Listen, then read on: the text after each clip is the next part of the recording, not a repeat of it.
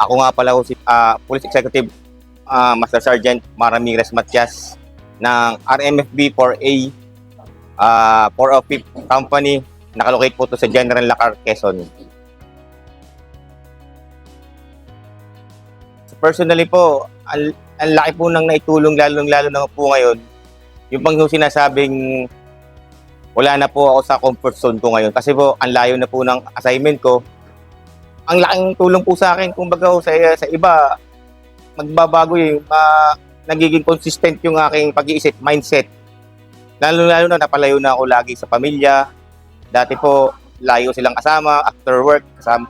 Ngayon po, ang laking tinulong sa akin. Lalo po akong naging sociable sa mga kasama ko, sa mga upper officers ko. Lahat po sila, ang samahan namin, family. Kasi ang may kasabihan po, home away from home po kami. Ganun po kami. Kaya po, dapat maganda po ang samahan namin. Sa mga tinuturo po sa amin ng mga life coaches sa amin, napaka-ganda po. Kasi po, yung ginagawa nila, na nararamdaman po namin yun kasi hindi sila nagsasawa sa pangangaral sa amin, paggagabay. Ganun din po nagiging effect sa amin, sa pamilya namin. Pag habang kami ginagabayan, lalo namin ginagabayan yung aming pamilya. Ganito po yung kasi may kanya-kanya po bang way of leading sa mga tao. Ako po, iba yung sa akin eh. Iba yung approach ko sa kanila. Hindi po ako matapang. Dinadaan ko sila sa magandang usapan, through sports, kwentuhan. Ayoko magpakita ng galit kasi mag-aano sa akin yun eh. Magre-reflect sa akin yun. Magtatanim sila ng galit. So, iba yung approach mo dapat sa mga kasamahan mo. Kasi iba-iba rin yung kanilang ugali. Kailangan, napag-aaralan mo rin sila.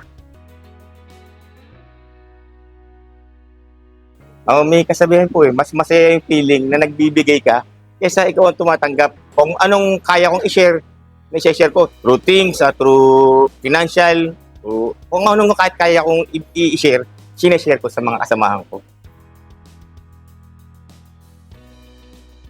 Sa mga life coaches po namin, sa mga pastor, huwag po silang magsawa na pumunta kasi po nakakatulong po sila.